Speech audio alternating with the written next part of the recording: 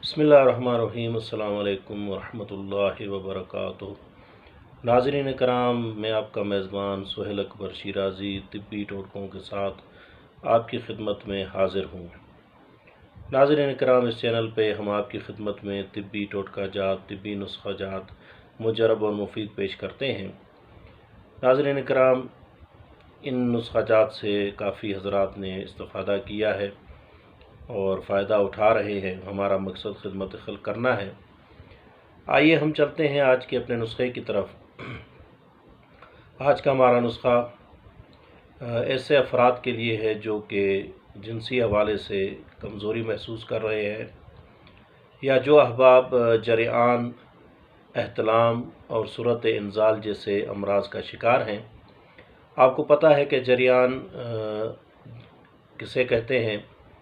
जरियान यानी वो चीज़ है कि मादा मनविया जब इंसान से बेख्तियार निकल पड़े और पानी की तरह पतली हो चुकी हो और वो वक्तन फ़वक्तन इंसानी जिस्म से ख़ारिज होती रहे, इसको जरियान कहते हैं।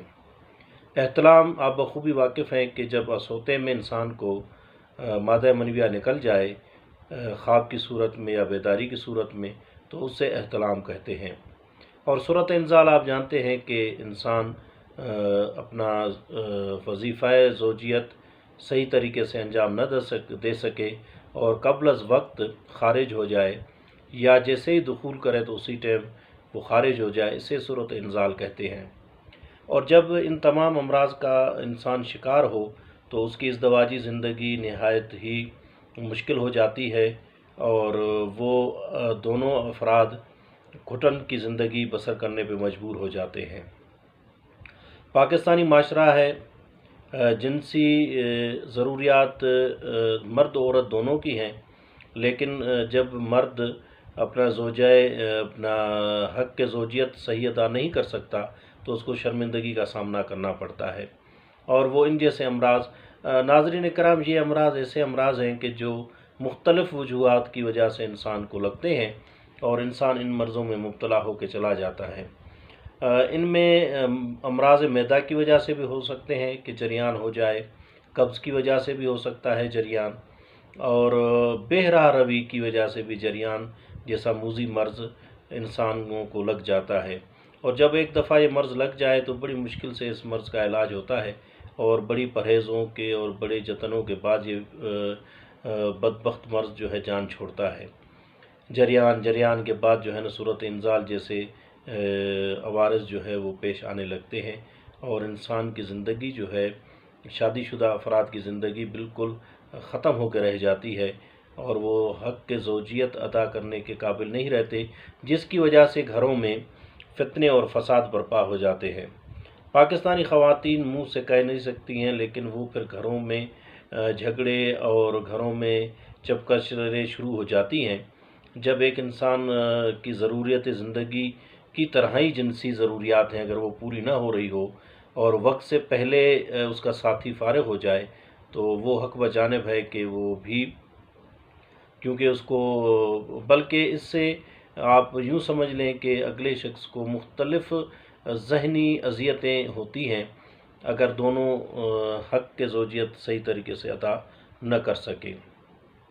तो हम आज का ये नुस्खा जो आपको बताने जा रहे हैं, ये ऐसा एक नुस्खा है कि इसके इस्तेमाल करने से इंशाअल्लाह जरियान, सूरत इंजाल और ज़कावत वग़ैरह और एहतलाम वग़ैरह जैसे अवारिस से इंसान निजात हासिल कर सकता है और इसको बनाकर आप इन अमराज पे काबू पा सकते हैं और बेहतरीन अपनी इज़दवाजी ज़िंदगी गुजार सकते हैं।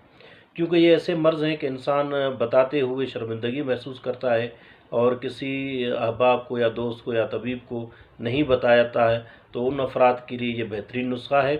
बल्कि इसको न सिर्फ़ अमराज़ जिनसी के लोग इस्तेमाल कर सकते हैं, बल्कि इसको जिस्मानी ताकत के लिए मर्द व ख़वातीन इस्तेमाल कर सकते हैं और इससे आपको बेहतरीन नताइज मिलेंगे। ये ताकत के लिए बेबाह ख़जाना है। ये ऐसा ख़जाना है ताकत का कि इसको इस्तेमाल करने के बाद, इसको खाने के बाद जिस्म में नई उमंगें पैदा हो जाती हैं, शबाब की लहरें दौड़ जाती हैं और इंसान जो है वो अपने को फिट फाट समझता है और उसके जिस्म में एक अनजानी और بہترین قسم کی قوت دوڑنے لگتی ہے کہ اس کے لیے جو ہے وہ زندگی دوبارہ شباب اور اس کی طرف لوٹ آتی ہے۔